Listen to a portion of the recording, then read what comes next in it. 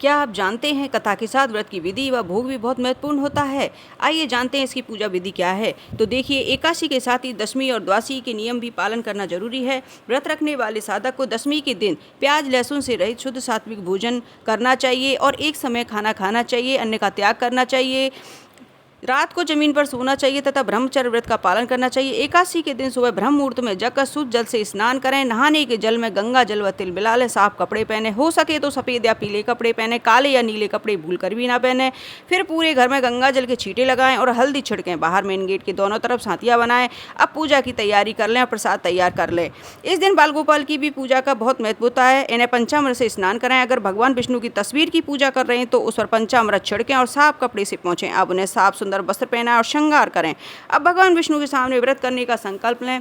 अपने हाथ में थोड़ा जल फूल और यथाशक्ति दक्षिणा ले लें। फिर भगवान से मनी मन कहें, हे प्रभु, आपकी कृपा और प्रेरणा से मैं यह पवित्र एकादशी व्रत करने का संकल्प ले रहा हूँ। मुझे शक्ति दीजिए कि मैं इस व्रत को पूरी श्रद्धा और नियम पूर्वक कर पाऊँ। हे पालनहार, आप मेरी मन की इच्छा जानते हो। मुझ पर और मेरे परिवार पर अपनी कृपा बनाए रखना और हमेशा अपनी शरण में रखना। इसके बाद चंदन, तुलसी, पुष्प, ऋतु फल, धूप, दीप, नैवेद्य, तिल, नारियल, बेर, आंवला, लौंग, पान और सुपारी आदि 16 सामग्री से भगवान विष्णु की पूजा करें। पीली मिठाई का भोग लगाएं। पीले मखाने की खीर सबसे उत्तम मानी जाती है। भगवान विष्णु को तुलसी बहुत प्रिय है, इसके बिना उनकी पूजा अधूरी मानी जाती है। हाँ, तुलसी जी को एकादशी व द्वादशी दोनों ही दिन ना तोड़ें, ना ही जल चढ़ाएं, केवल सुबह शाम दीप जलाएं।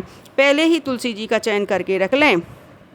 इस दिन विष्णु सहस्रनाम का जाप करें। अगर पूरा पाठ करना संभव ना हो तो भगवान विष्णु के विभिन्न नामों का जाप जरूर करें, या ओम नमो भगवती वासुदेवाय, या ओम क्लीम कृष्णाय नमः, या ओम देवकी सुत गोविंद वसुदेवा जगतपति देहि में तनय सुत्वम एवं शरणम गतय का तुलसी जी की माला से 108 बार जाप करें। अब पुत्रदा एकादशी की कथा करें और भगवान विष्णु व एकादशी माता की आरती करें। अंत में अपनी अनजाने में की हुई भूल और पाप के लिए क्षमा मांगें।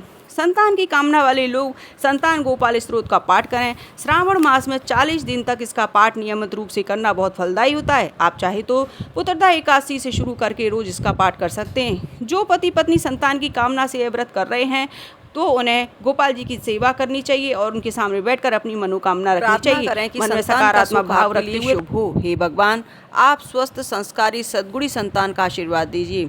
देखिए, एकादशी की सुबह की पूजा जितनी जरूरी होती है उतनी शाम की पूजा भी जरूरी होती है। शाम को तुलसी जी के पास दिया जलाएं। यदि संभव हो तो आकाश में भी भगवान विष्णु के लिए दीपदान करें। दीपदान करते समय अपने परिवार की सुख शांति समृद्धि की कामना करें। सबसे बड़ी बात, इस दिन प्रति को किसी की चुगली नहीं करनी चाहिए, झूठ नहीं बोलना चाहिए और क्रोध नहीं करना चाहिए। एकादशी का आधा फल दिन में मिलता है, आधा फल रात को मिलता है, इसलिए रात का जागरण करके भगवान विष्णु भजन व जाप करें। अब द्वादशी के दिन स्नान करके भगवान विष्णु की पूजा करें। उसके बाद ब्राह्मण या किसी जरूरतमंद को भोजन कराएं या सूखा सीधा या भोज्य सामग्री प्रदान करें।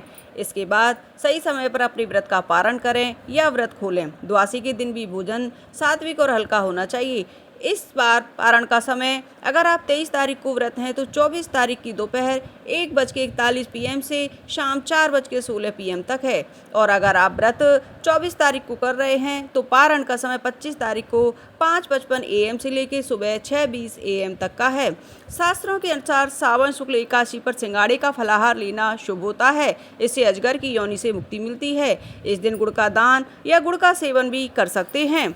जो भी व्यक्ति श्रावण शुक्ला पुत्रदा एकादशी की व्रत कथा का पठन व श्रवण करता है उसके समस्त पापों का नाश होता है और वंश में वृद्धि होती है। मनुष्य सभी सुख भोग कर परलोक में स्वर्ग को प्राप्त होता है। उम्मीद करती हूँ वीडियो में दी गई जानकारी आपके लिए उपयोगी होगी। एकादशी की कथा हमारे चैनल पर उपलब्ध है। कृष्ण प्रिया रागिनी पर जाकर देख लें और हमारे चैनल को सब्सक्राइब भी कर लें। राधे राधे।